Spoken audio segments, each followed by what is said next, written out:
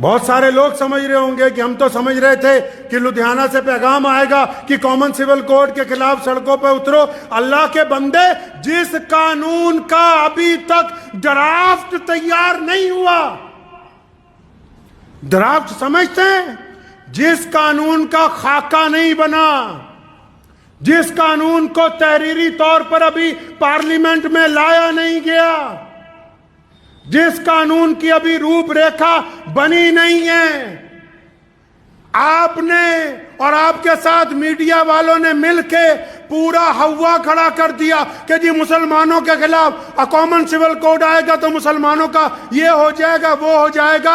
میں مسلمانوں کو کہنا چاہتا ہوں کہ جو لوگ پولرائزیشن کی سیاست کر رہے ہیں, مسلمانوں کا نام لے کر دیش میں بانٹنے کی بات کر رہے ہیں, ایسے لیڈران کے پیچھے, ایسے مولویوں کے پیچھے چلنے کی کوئی ضرورت نہیں ہے.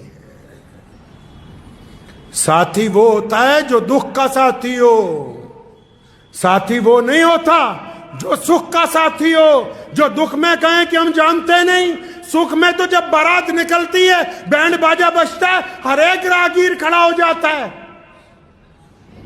چند لمحے تماشا دیکھنے کے لیے. کامن سول کوڈ ہے کیا, اس پہ گفتگو ہی نہیں ہوئی, بڑے بڑے اعلان آ رہے ہیں. ہم کب کہتے ہیں کہ ہم شریعت چھوڑ دیں گے؟ دنیا کی کوئی طاقت نہیں ہے. کون ہے جو آپ کو کہہ دے کہ آپ شریعت چھوڑ دیں؟ کامن سول کوڈ ہے کیا, اس کی روپ ریکھا کیا ہوگی, وہ بنے گا کیسے؟ کیا وہ صرف مسلمانوں کے لیے بننے جا رہا ہے؟ نہیں, وہ اس ملک کے 140 کروڑ لوگوں کے لیے بننا ہے. کتنے لوگوں کے لیے بننا ہے جی؟ 140. اور ہم کتنے ہیں؟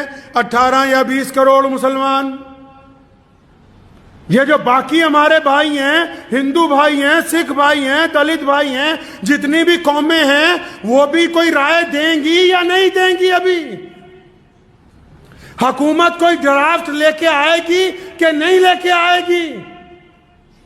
جب حکومت ڈرافٹ لے کر آئے گی پارلیمنٹ میں, اس ڈرافٹ کے آنے کے بعد یہ طے ہوگا کہ کس کس قوم کے کون کون سے رسم, کون کون سے رواج اس قانون کے تحت آنے والے ہیں. ابھی جب تک وہی نہیں آیا, آپ سے رائے پوچھی, آپ سے لا کمیشن نے رائے پوچھی تو رائے لکھ کے دیا, رائے دینے کے لیے اتنا بڑا بونڈر کھڑا کیا کہ ایسا لگنے لگا کہ پتہ نہیں مسلمانوں میں اور غیر مسلموں میں کوئی لڑائی تیار ہے. یہ پتہ ہی نہیں کہ سول کوڈ ہے کیا.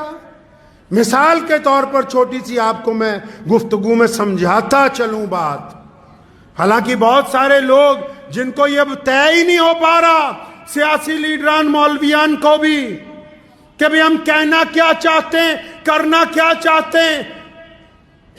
کبھی کہتے ہیں منو اور آدم ایک ہی تھا, اور اب جب کبھی منو والوں نے کوئی بات کہی تو کہتے ہیں ہم تمہاری مانتے نہیں. اللہ کے بندے, تم بتانا کیا چاہتے ہو مسلمانوں کو, کیا سمجھانا چاہتے ہو, اس بولی بالی قوم کا کرنا کیا چاہتے ہو؟ مقصد تو واضح کرو. ایماندار وہ ہوتا ہے, چاہے وہ عالم ہو یا سیاستدان ہو, جو لوگ کسی کی پشت پناہی کے اوپر جا کر یہ کام کر رہے ہیں, اگر ان میں دم ہے تو باہر آ کے کہیں کہ ہم فلاں سیاسی پارٹی کے ساتھ ہیں. یہ کیا بات ہوئی؟ تم ساتھ بھی سب کے ہو, مخالف بھی سب کے ہو, چاہتے کیا ہو, مسلمانوں کے ساتھ کرنا کیا چاہتے ہو؟ اس میں ان سے گلا نہیں ہے. وہ کہتا ہے نا, تو ادھر ادھر کی نہ بات کر, یہ بتا کہ قافلہ کیوں لٹا, مجھے رہزنوں سے گلا نہیں, تیری رہبری کا سوال ہے. کیا بتانا چاہتے ہو مسلمانوں کو؟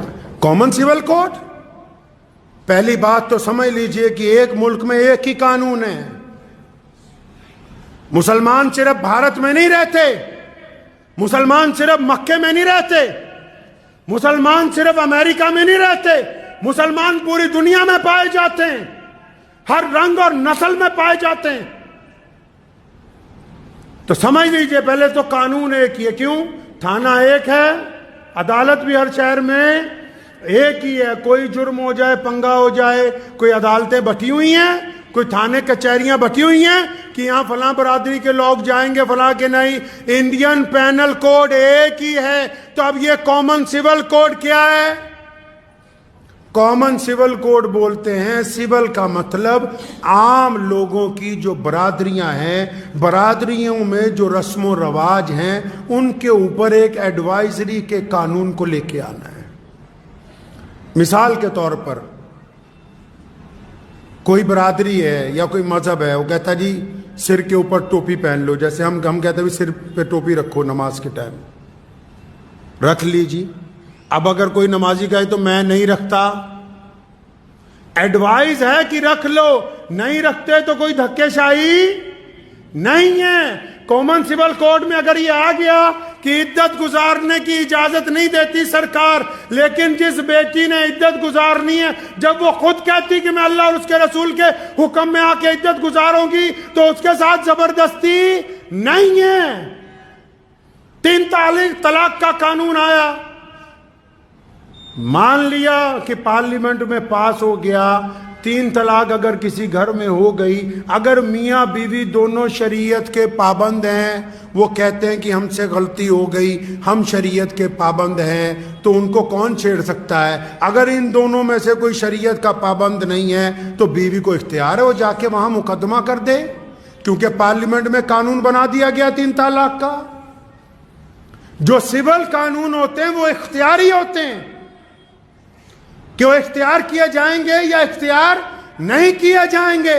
لیکن یہاں مسئلہ یہ ہے کہ قانون ابھی آیا نہیں، قانون کا ڈرافٹ ابھی پارلیمنٹ میں نہیں آیا، قانون کا بھی روپ ریکھا تیار نہیں ہوئی. میڈیا والوں نے اس کا بوال بنایا، ہم نے ان کا ساتھ دینا شروع کر دیا. آپ تو خود کہتے تھے کہ ان لوگوں کا ساتھ نہ بنو، ان کے حصے دار نہ بنو جو ملک میں بانٹنے کی بات کرتے ہیں. یہ کیا بات ہوئی کہ سیاستدانوں نے گیند پھینکی اور آپ سارے کے سارے اس کے ساتھ کھیلنے لگے اور اتنا بڑا ہوا مسلمانوں کے لیے صرف کھڑا کر دیا کہ کامن سول کوڈ آ رہا ہے، فلاں تاریخ تک رائے دے دو، فلاں تاریخ تک فارم بھر دو. اگر فارم نہیں بھریں گے تو کیا ہم کرایہ دار ہیں بھائی؟ ہمیں نکال دیں گے کوئی؟ کرائے پہ ہیں؟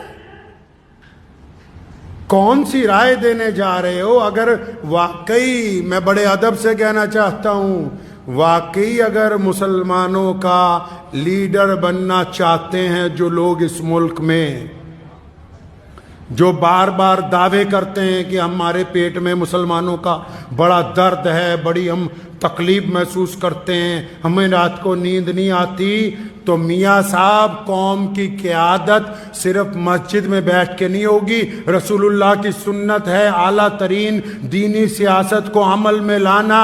اگر آپ میں واقعی قوم کا درد ہے تو 2024 کا الیکشن آ رہا ہے، اپنے علاقے میں جائیے، الیکشن لڑیے، ممبر پارلیمنٹ بنیے. کیونکہ جو باہر بیٹھ کے آپ پریس کانفرنس میں باتیں کرتے ہیں وہ سرکار تک صحیح طرح نہیں پہنچتی. جب آپ پارلیمنٹ میں بیٹھ کے اپنا دکھ درد سنائیں گے تو پھر سرکار بھی سنے گی، دنیا بھی سنے گی، اور اس کو سنانے کا کوئی فائدہ بھی ہوگا. تو میں تو مسلمانوں سے یہ بس گزارش کر رہا ہوں آج کہ جب تک کامن سول کوڈ کا ڈرافٹ نہیں آ جاتا، ڈرافٹ، میرا مقصد یہ نہیں ہے کہ نعوذ باللہ ہم شریعت کو نہیں مانیں گے. شریعت تو 1450 سال سے چل رہی اور قیامت تک اللہ نے چاہا چلتی رہنی ہے. یہ جب تک اس کا ڈرافٹ نہیں آتا تو آپ بھی اور دوسری قومیں بھی اپنی ناراضگی کا اظہار تو تب کریں گی نا جب ڈرافٹ آئے گا، جب وہ بات رکھی جائے گی پارلیمنٹ کے اندر. تو میں مسلمانوں سے یہ کہنا چاہ رہا ہوں، جو واٹس ایپ کھیل رہے ہیں وہ لوگ بھی، جو سوشل میڈیا پر لگے ہوئے ہیں، جو بانٹ رہے ہیں قوموں کو، جو نیشنل میڈیا کے اندر بیٹھ کے ہندو مسلم کھیل رہے ہیں، ان کو کہنا چاہتا ہوں کہ مسلمانوں کو اس ناپاک سیاست کا حصہ مت بنائیں، اور مسلمانوں کو بھی کہنا چاہتا ہوں کہ آپ اس ناپاک سیاست کا حصہ مت بنیے. جب ڈرافٹ آئے گا ड्राफ्ट में अगर कोई ऐसी बात जो आपको लगे कि वो शरीयत के खिलाफ है, तो फिर इस मुल्क के कानून ने आपको हक दिया है कि आप अपना एतराज़ दर्ज करवाइए, आप अपनी बात रखिए। ड्राफ्ट आने से पहले किसी भी ऐसी सियासी मुहिम का हिस्सा बनने की बिल्कुल कोशिश ना कीजिए। दुआ कीजिए कि अल्लाह ताला मुझे भी और आप सबको भी इस पे अमल की तौफीक अता फरमाए। व आखिर दावाना अनिल हम्दुलिल्लाहि रब्बिल आलमीन।